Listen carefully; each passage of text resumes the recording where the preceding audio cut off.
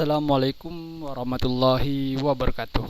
Halo teman-teman, kembali lagi dengan saya Holili di GS Channel ya, atau Get Set Channel.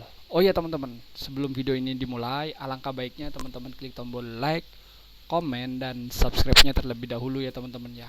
Agar apa? Agar video ini atau channel ini lebih baik lagi ke depannya ya teman-teman ya. Oh ya teman-teman, untuk teman-teman yang baru gabung, jangan lupa di subscribe dan di share ya teman-teman ya, ke saudara kalian atau teman kalian yang belum tahu tentang channel ini. Untuk teman-teman yang sudah lama mengikuti channel ini, saya ucapin banyak-banyak terima kasih teman-teman ya. Oh ya teman-teman, di video kali ini saya akan membahas tentang asam lambung ya teman-teman ya. Tetap ya, asam lambung itu terjadi ke siapa saja, nanti kita bahas ya teman-teman ya. Sebelum kita ngebahas asam lambung ya teman-teman ya, sebelum membahas penyakit teman-teman yang teman-teman sedang alami saat ini khususnya, kita jawab dulu pertanyaannya teman kita ini, yaitu ada dua orang ya, yaitu Mbak Fitri sama Mas Alex Santoso ya. Sebelum saya menjawab, kebetulan hari ini saya di rumah teman-teman ya. Udah 3 hari saya nggak upload video. Kenapa? Karena hujan teman-teman. Mau upload di rumah rasanya males begitu ya teman-teman ya. Cuman sekarang mungkin terlalu lama ya, 3 hari 4 hari itu lama banget nggak upload saya teman-teman. Dengar kan? Itu petir teman-teman ya, suara petir. Semoga kalian semoga masuk ke sini ya. Ini suara petir loh ya, serius. Nggak bohong aku. Kalau nggak percaya ya, ini nih, lihat ya.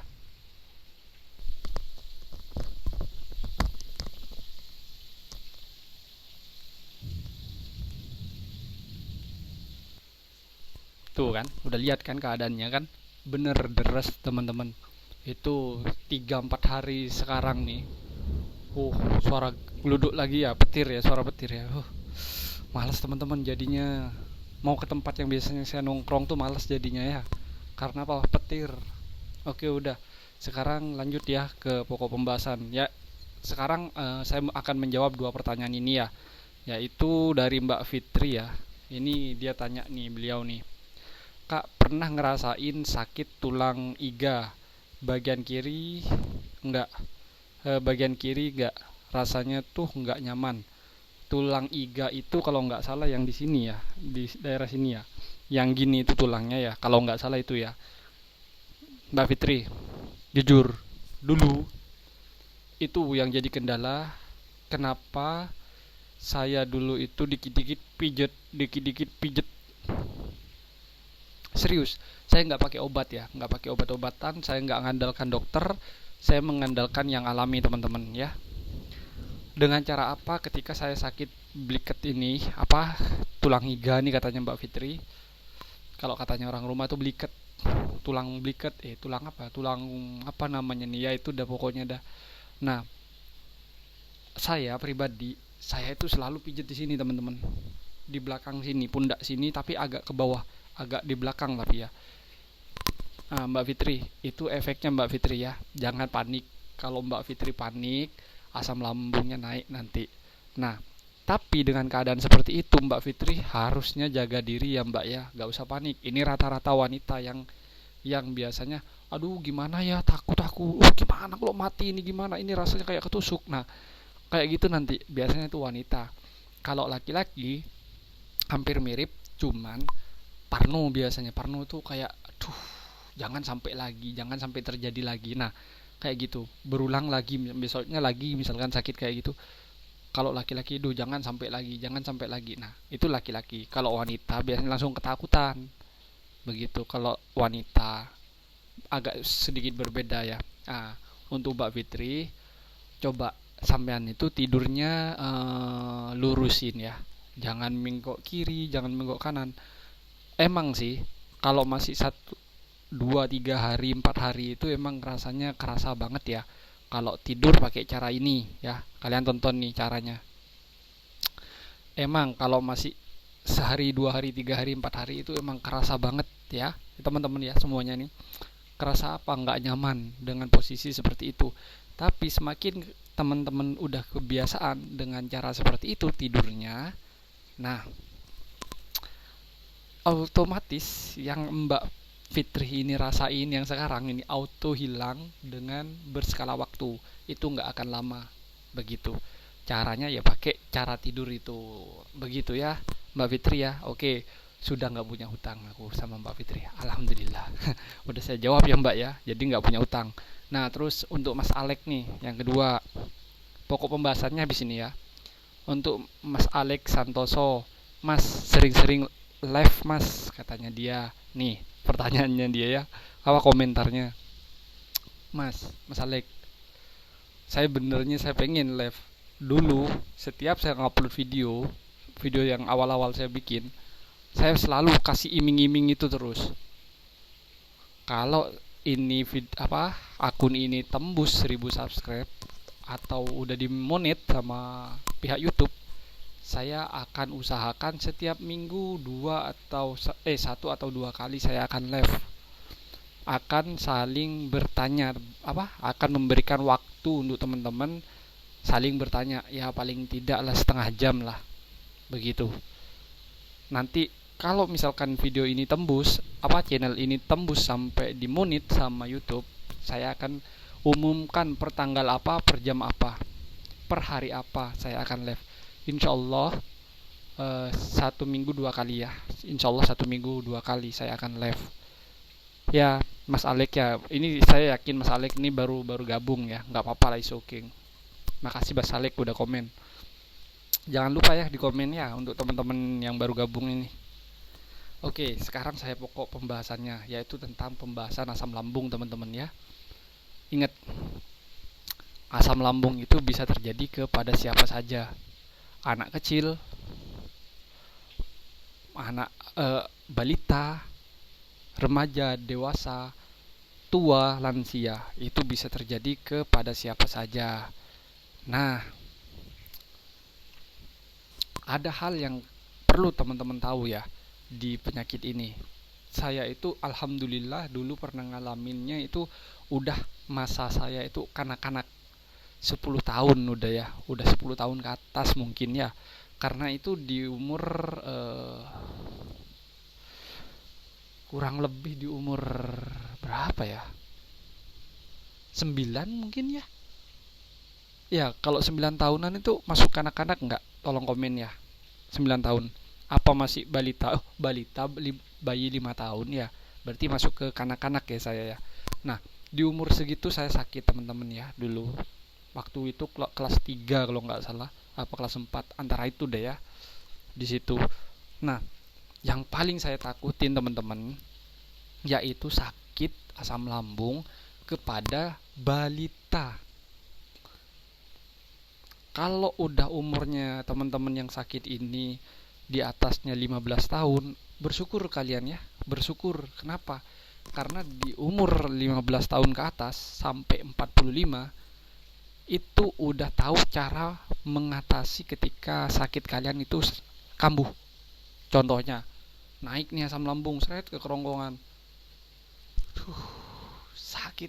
Nah, bisa berbicara, bisa mengungkapin ke orang terdekat, contohnya ke ibu, bapak, kakak, adik, dan selainnya ya, tante kayak nenek. Bu, sakit dadanya, sesak. Sakitnya kenapa?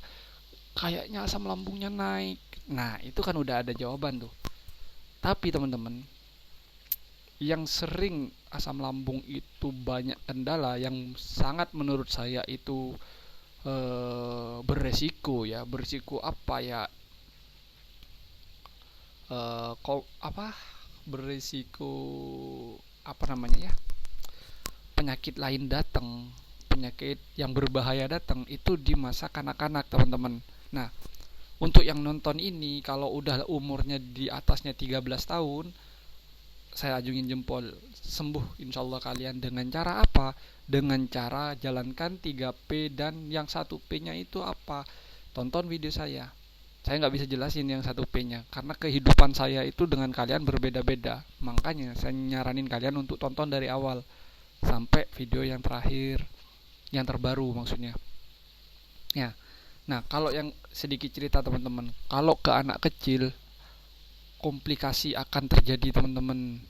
Dokter akan ngasih obat sembarangan. Contohnya apa? Habis diperiksa, kata dokter, "Oh, asam lambung ini tinggi." Padahal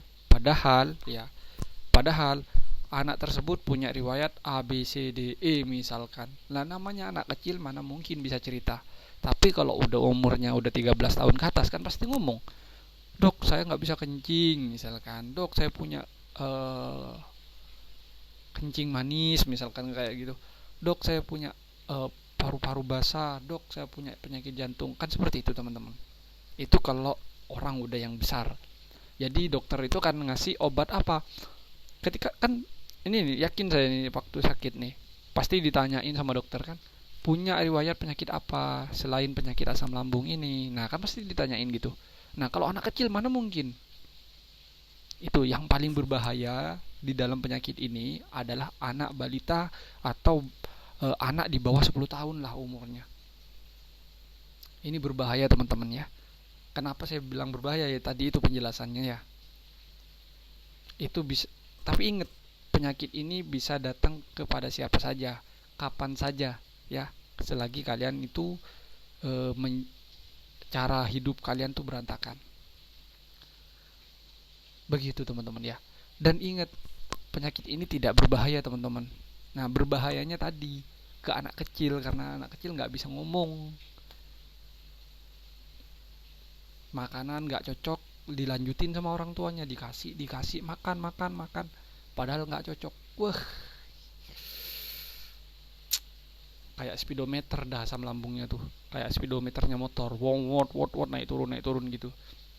Kenapa? Karena si anak kecil kan nggak tahu. Nah kalau umur 13 ke atas kan udah tahu bicara, "Aduh kambuh," berarti nggak cocok makanannya, begitu. Ketika dikasih makanan B nggak cocok, kambuh, kan gitu teman-teman ya. Begitu ya. Bersyukur kalian ya kalau sakitnya udah di atasnya umur ya 13, 15 dah seterusnya. Kalau umur 50 saya nggak bisa nyaranin ya, nggak bisa rekomendasiin. Kenapa? Karena saya belum umur segitu yang sakit ya. Umurku masih di bawah 30 dulu itu waktu saya sakit. Nah untuk solusinya untuk penyakit kalian ya, yaitu hindari yang namanya 3P berantakan. 3P berantakan itu apa? Yaitu pola makan, pola pikir, pola hidup. Nah ini kalau kalian berantakan ini di 3 ini, maka asam lambung akan terjadi pada siapapun. Walaupun nih saya nih kondisi sehat, udah sehat kembali kan kayak dulu, kayak orang normal biasanya. Kalau saya ini ngingkarin yang 3 ini, otomatis saya akan kambuh, akan sakit lagi kayak kalian jadinya, kayak teman-teman begitu ya. Jadi untuk penyakit asam lambung ini, sekedar menyampaikan ke teman-teman, penyakit ini tidak berbahaya teman-teman, kecuali balita tadi ya, umurnya di bawah 9 tahun. Gluduk rek, petir. Oke teman-teman, semoga video ini bermanfaat ya untuk teman-teman yang nonton ini, yang baru gabung. Ingat, kalau ada keluhan apa kayak Mbak Fitri sama Mas Alek ini, komen ya. Jangan lupa ya komen ya. Untuk live-nya nanti ya teman-teman ya, kalau udah dimonit saya live insyaallah ya. Oke teman-teman, videonya saya akhiri sampai di sini saja. Saya Holili. Assalamualaikum warahmatullahi wabarakatuh. Bye bye.